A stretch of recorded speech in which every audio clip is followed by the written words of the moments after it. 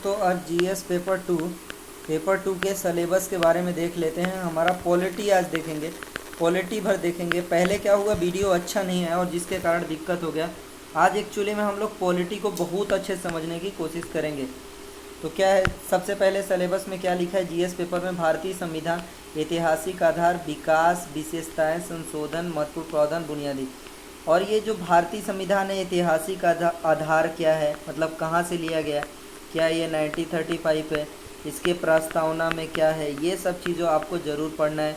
ऐतिहासिक आधार मतलब 1774 का जो अधिनियम है, 1784 का जो अधिनियम है, 1793 का जो अधिनियम है, 1813 का जो अधिनियम है, ये सब चीज़। और इसका कैसे विकास हुआ, मतलब धीरे धीरे करके ऐसा ऐसा ऐसा ऐसा करके करके करके एक भारत का कानून बना। यहाँ से शुरुआत हुई थी, लेकिन ऐसे ऐसे करके इतना दूर तक आके आज हमारा 1950 में भारत का संविधान बना था। मतलब 73 से 4 से चालू होता है और धीरे धीरे करके ये सब विकास इसका कैसे हुआ वो सब।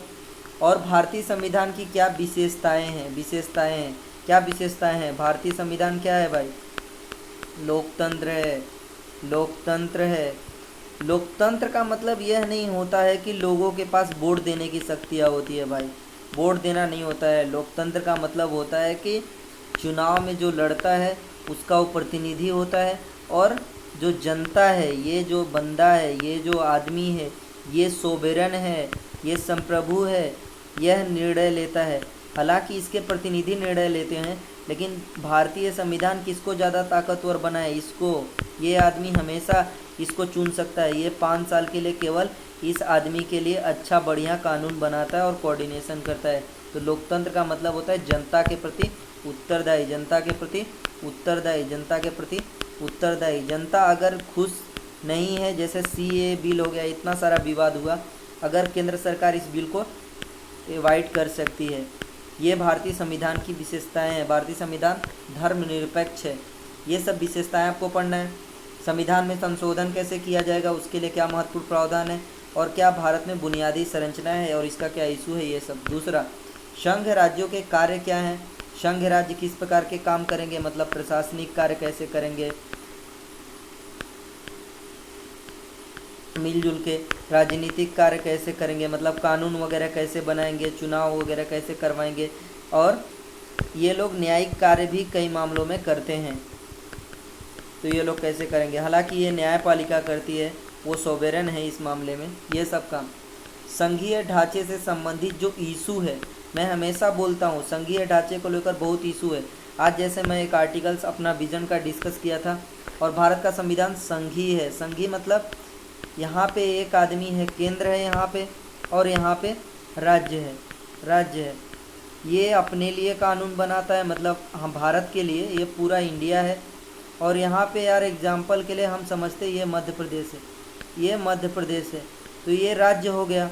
और ये पूरा इंडिया के लिए कानून कौन बना सकता है, केंद्र। कौन बनाएगा, संसद बनाएगी, और ये राज्य बनाएगा।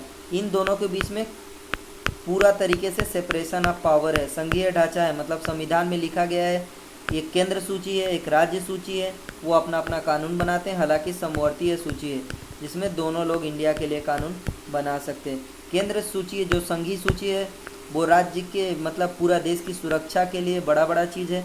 और ये राज्य के हिसाब से, मतलब इसके यहाँ डाइवर्सिटी के हिसाब से, इस इलाके के हिसाब से कानून बनाएंगे। ओके। स्थानीय स्तर पर जो शासन है, मतलब पंचायत वगैरह है, उसके बारे में, और उसमें पैसे का कैसे डिस्ट्रीब्यूशन किया जाता है।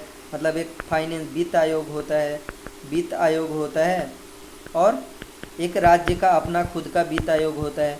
तो यहाँ से कैसे पैसे का डिस्ट्रीब्यूशन किया जाता है, मतलब लोगों को कैसे योजना वगैरह बनाई जाती है, और उसमें पैसे कैसे खर्च किया जाता है, वो सब चीज़ों के बारे में, उससे क्या इशू होते हैं, वो सब चीज़।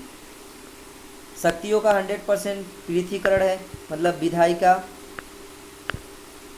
कार्यपालिका और न्यायपालिका, ये बराबर ये अपना कानून बनाते हैं, और ये कार्यपालिका काम करती है, और न्यायपालिका न्याय को लागू करती है। यह देखती है कि ये जो लोग कानून बना रहे हैं सही है कि नहीं है, ये लोग जो काम कर रहे हैं सही तो नहीं, गलत तो नहीं कर रहे हैं, संविधान के हिसाब से वॉचमैन का जैसा काम करती है भारत में। और शक्तियों का पृथकीकरण हुआ है। डिस्प्यूट जो रेजुलेशन तंत्र होता है वो कैसा है, मतलब डिस्प्यूट को कैसे ख़त्म किया जाए। भारत में डिस्प्यूट अगर किसी, मान लीजिए ये ये आदमी हो गया और ये क्या हो गए, अपना केंद्र हो गया, सॉरी, ये मतलब सॉरी, ये केंद्र हो गया, ये केंद्र हो गया और ये आदमी हो गया। और इस दोनों के बीच में अगर कोई विवाद हो जाए, मतलब मान लीजिए कि ये आदमी बोल दे इसको फांसी की सज़ा दे दे, और ये क्या कर रहा था, सड़क से जा रहा था, बस कुछ भी गलती नहीं कर रहा था, तो न्यायपालिका क्या मैकेनिज्म है, कैसे डिसाइड करेगी, या राज्य सरकार कोई बोल दे, ठीक है, कि भाई ये गलत किया है, इसने सड़क से गया है, तो ये कौन करेगी, न्यायपालिका न्याय का काम करती है। और उसके लिए क्या मैकेनिज्म है, कौन सा सिस्टम है, वो सब चीज़, और उससे रिलेटेड कौन कौन सा इंस्टीट्यूशन है। भारत में अन्य देशों के साथ पक्का आप तुलना करना, मतलब यूएसए से तुलना करना। यूएसए में भी फंडामेंटल राइट है, मतलब मूल अधिकार है, जो आम आदमी को अधिकार है, मतलब ये हमारा चिंटू मिंटू को अधिकार है। मतलब केंद्र सरकार ऐसे नहीं बोल सकती कि तुम ब्लैक कपड़ा पहनना, नहीं भाई, संविधान में पक्का लिखा है तुम ऐसा नहीं कर सकते, तुम ऐसा काम करना, बिल्कुल, ये सब चीज़। और ये सब यूएसए में भी है, तो ऐसा आप तुलना करना है कि यूएसए के पास नेचुरल राइट है, कुछ राइट ऐसे यूएसए में है जिसको भगवान ने दिया है और उसको बिल्कुल ख़त्म नहीं किया जा सकता। लेकिन इंडिया में कौन देता है पावर, संविधान देता है। कौन देता है, संविधान देता है। कौन देता है, संविधान देता है। ये सब चीज़ आपको पढ़ने की ज़रूरत है। संसद और राज्य विधायिका का जो संरचना है, कार्य है, कार्य संचालन है, शक्तियाँ है, कहाँ कहाँ विशेषाधिकार है, मतलब संसद को, और राज्यों को कहाँ कहाँ विशेषाधिकार है, वो सब चीज़।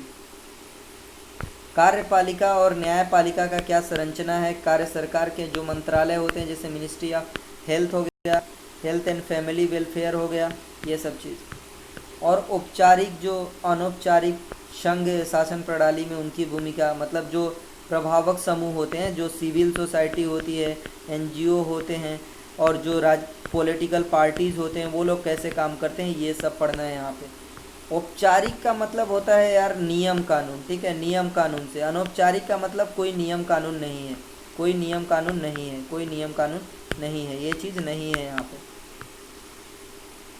आरपीए एक्ट पढ़ना है 1950 का, आरपीए 1950 का और 1951 का, ये पक्का पढ़ना है। 1950 में क्या है, सीटों के बंटवारा को लेकर है, और ये चुनाव वगैरह, चुनाव कैसे कराने हैं, क्या क्वालिफिकेशंस होने चाहिए, ये सब चीज़ इसमें दिया गया है, और ये सब पढ़ना अपने को। विभिन्न संवैधानिक पदों पर, जैसे राज्यपाल हो गया, ये सब चीज़, संवैधानिक पद होता है राज्यपाल का, ये सब चीज़। संवैधानिक जो निकाय होते हैं उनके बारे में, उनकी क्या शक्तियाँ है, जैसे इलेक्शन कमीशंस हो गया, स्टेट इलेक्शन कमीशन हो गया, नीति आयोग हो गया, ये संवैधानिक हालांकि निकाय नहीं है, फिर भी मतलब इन सब के बारे में शक्तियां हैं, इनको कौन कौन सा काम सौंपा गया है, वो कैसे काम करे। जैसे इलेक्शन कमीशन कैसा भारत में इलेक्शन करवा रहा है, पूरा भारत में लोकसभा का या विधानसभा का कैसा इलेक्शन करवा रहा है, राष्ट्रपति या उपराष्ट्रपति का कैसा इलेक्शन करवाता है, ये सब चीज़। और भारत में जो संवैधानिक बॉडी है, विनियामक, ये अर्ध न्यायिक। यार इसको समझते हैं, संवैधानिक बॉडी ऐसी बॉडी होती है जो कानून बना के, फॉर एग्ज़ाम्पल संसद ने क्या बनाया, कानून बनाया। संसद में कौन आता है, तो लोकसभा प्लस राज्यसभा प्लस राष्ट्रपति, ये कानून बना दिया, और ये कानून जो हो गया, क्या हो गया, वो संवैधानिक कानून हो गया, ठीक है। और दूसरा क्या होता है, विनियामक, जो रेगुलेशन वगैरह बनाए जाते हैं, मतलब जो रेगुलेटर वगैरह होते हैं। एग्जाम्पल के लिए आप देख सकते हैं आरबीआई हो गया, जैसे मतलब भारत में जो मनी वगैरह को रेगुलेट करता है, मॉनेटरी पॉलिसी बनाता है, ये सब चीज़। अर्ध न्यायिक निकाय क्या होते हैं, जो न्याय का काम करते हैं। एग्जाम्पल के लिए एनएचआरसी हो गया, नेशनल ह्यूमन राइट कमीशन हो गया, और स्टेट ह्यूमन राइट कमीशन हो गया, ये लोग। और क्या हो गया, जो राज्य सूचना आयोग है, केंद्रीय सूचना आयोग है, मतलब इनके पास क्या होता है, जहाँ जहाँ अध्र लिखा है ना, आधा, मतलब सिविल कोर्ट का इनके पास क्या होता है, पावर होता है। न्यायपालिका का क्या होता है, शक्तियाँ होता है। इसके बारे में, ठीक है, इनके बारे में भी हमको पढ़ना है। और सरकारी नीति और विकास के लिए हस्तक्षेप और विकल्पन कार्यान्वयन, बिल्कुल, जो सरकार है नियम कानून बनाती है, अलग अलग इलाके के लिए, अगर वो प्राइमरी सेक्टर्स के लिए कानून बनाती है, फॉर एग्जांपल एग्रीकल्चर के लिए कानून बनाती है, जैसे सरकार ने एमएसपी के लिए कानून बनाया राज्य सरकार ने, और बढ़िया से लागू किया जा रहा है कि नहीं किया जा रहा है, लोगों को मिल रहा है कि नहीं मिल रहा है, एपीएमसी मंडी में क्या हो रहा है, ये सब चीज़, और इससे कौन कौन से कहीं माल फंक्शनिंग तो नहीं हो रहा है, ट्रेड वगैरह तो दिक्कत नहीं हो रहा है, ये सब चीज़ पढ़ना है हमको। और उससे जो इशू होते हैं वही पढ़ना है, ठीक है। तो आज के लिए इतना ही रहने देते हैं यार दोस्तों। यहाँ तक हमारा क्या सिलेबस है, यहाँ तक जो सिलेबस है ना हमारा, यहाँ तक जो सिलेबस है ये पूरा क्या है, पॉलिटी का सिलेबस है। ओके, तो हम लोग पॉलिटी को पक्का पढ़ेंगे, अच्छे से पढ़ेंगे, कोई दिक्कत नहीं है। जीएस पेपर 2 क्या पॉलिटी का सिलेबस आज हम लोग कंप्लीट किए। आपको कैसा लगा आप ज़रूर बताएं। थैंक यू सो मच, और हमारे चैनल को ज़रूर सब्सक्राइब करें।